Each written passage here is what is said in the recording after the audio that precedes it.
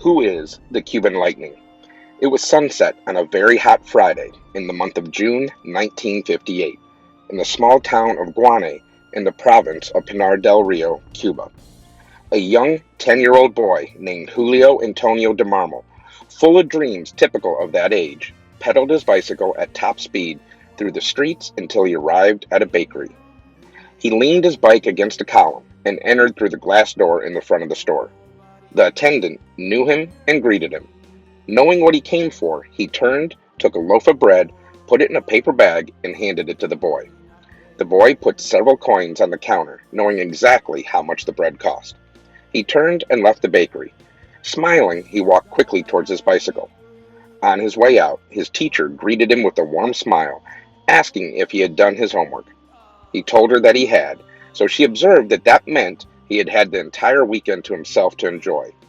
He walked to his bicycle, going down the long concrete stairs in front of the bakery. As he picked up his bike and put the bread in the front basket, a huge explosion shook the ground beneath his feet, making him lose his balance and fall. The bread fell out of the basket as he dropped the bike and rolled along the sidewalk. As he tried to recover from the disorientation caused by this unexpected event, he stared in terror at something rolling down the steps towards him, which stopped at his feet. In total disbelieving shock, he rubbed his eyes to make sure what he was seeing was true. The head of his teacher lying at his feet. He opened his mouth in total panic to scream in terror, but no sound escaped his lips. His ears buzzed with a loud whine, like an eerie radio not functioning properly. The explosion had blown out not only the windows of the bakery, but several other buildings around. Everything was now filled with dust and debris, and a deathly silence descended. As this occurred, a shower of small pieces of glass floated down like confetti, causing small wounds on his face, arms, and hands. He looked at his hands in panic and saw blood everywhere, especially from the head at his feet, which stained his white socks and tennis shoes. He tried to pick up his bike a couple of times, but it fell out of his hands because of the slippery blood on his hands. He finally managed to get the bike up, jumped on it, and looked at the bread on the ground. Perhaps 10 feet from him, the bread soaked with blood. Moving fast to remove him from the scene of horror, his shoe flew off and he slowed down for a couple seconds to pick it up. But the terror was so much in control, he left it behind, pedaling furiously with only a single shoe on. All this occurred just 6 months before the Cuban Revolution won. Terrorist attacks on citizens in movie theaters and public gatherings had indiscriminately killed thousands of people, justified by the revolutionaries that it was necessary in order to bring down the dictator then in power. In those turbulent days, people had closed their eyes to these criminal acts against peaceful, civilized society. Everyone accepted with indifference to those terrorist methods until someone very close to their family became an innocent victim of that violence. Then, in January of 1959, the triumph of the revolution finally stopped these waves of violence as the old, cowardly dictator Fulgencio Batista fled into exile. The father of this boy who went through this ordeal supported the revolution, as did all the family members except for his mother, who never accepted the methods used by the revolutionaries to gain power. A huge majority of the population came into the streets in celebration of this great accomplishment. With tears in their eyes, people hugged even strangers in the street, seeing their dream of freedom and return to a democratic, civilized society, something the leaders of the revolution had loudly promised. That father, Leonardo de Marmol, was the key financier with his brother Masons for the revolution and also celebrated the great historical victory on that cold day of January 1959.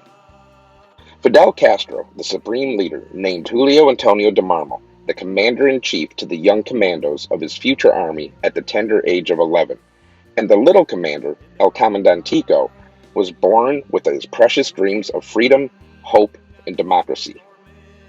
This boy embraced the revolution, ready to die for them if necessary, practically abandoning everything else as a child and accepting the responsibility of a premature adult as Fidel gave him an olive green military uniform with golden stars on the shoulder, as well as a pistol which he wore at his waist with pride. From that point on, he was constantly accompanying Fidel his brother Raul, Commander Camilo Cienfuegos, Che Guevara, and all other leaders at public events, including television programs. He learned the most intimate secrets shared each moment with the new leaders of the revolutionary government, not knowing that he would become a future witness to all the good, bad, and ugly comments those leaders made far away from the microphones and the public eye. He saw how people started to be executed by the firing squad, members of the dictator's entourage, and then others sent to 20 or 30 years in prison for the barbarities they committed against the Cuban people. But it didn't stop there.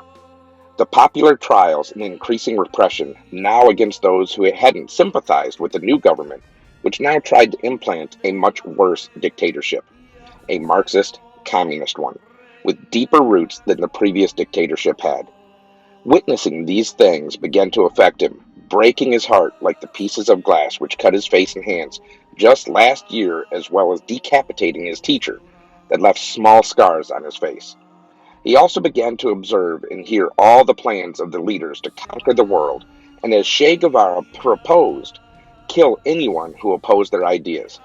His deception increased as he saw his friends since infancy abandon the country, sent by their parents who feared indoctrination and removal of their children in the middle of the night to be taken away by the new socialist so-called government. The little commander was left alone with no friends, no dreams of freedom or democracy. Everything evaporated in less than a year, like water on a tree in the harsh tropical sun of his beautiful Cuba. He then decided to break the oath of silence he made to the leaders of the revolution, went back to his father, and revealed all he had heard behind closed doors. He tried to warn his father to leave and take the family away from the horror that was coming. His father, enraged, being an honorable man, could not accept that Castro would break the promise of peace and democracy to the Cuban people to create a Marxist-Leninist regime in the country he loved and risked his life for. He insulted his son, telling him that he was a traitor and he had to leave the house, as he was not going to allow traitors to live under his roof. The little commander, his heart broken twice over now, realized that a very small group of unscrupulous and ambitious individuals were destroying the dreams of freedom, peace, and democracy for everyone, as more and more Cuban youth ended up before firing squads and in prison for the slightest offense. This is when the young commander decided to bring justice, but punish those thieves of his childhood and dreams as well as those of his people. He accepted the offer from his uncle to become the youngest spy in the history of his country at the age of 11 and a half years old, receiving the code name from his enemies of the Cuban Lightning. For more than a decade, he pretended, as his uncle trained him to do, and revealed the plans for assassinations of religious and political leaders, as well as military invasions all over the world, taking the details even from the Prime Minister's office. He became a ghost who drove Cuban and Soviet intelligence agencies, as well as the leaders, crazy as they tried to figure out who was the mole among them. Until another dark day in October of 1971, when his handler and contact with the intelligence community in the Navy base in Guantanamo gave him the dark news that he had to leave the country in under 72 hours. Crossing minefields the Cuban government kept around the base, swimming for 12 hours, he was successful in delivering valuable information to the intelligence community, reaching the base alive with a small group of his collaborators. Upon reaching the United States, he became a true ghost, as the U.S. government denied any knowledge of his entry into the country, and he made an agreement with the global intelligence community, which was unique in their experience.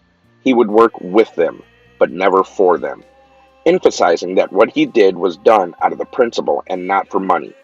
He recalled sitting on a bench in a secure place back at the Navy base, waiting for some food and thinking of his teacher's head rolling on the ground to stop at his feet. That terrible scene stayed in his memory for the rest of his life. This is the Cuban Lightning.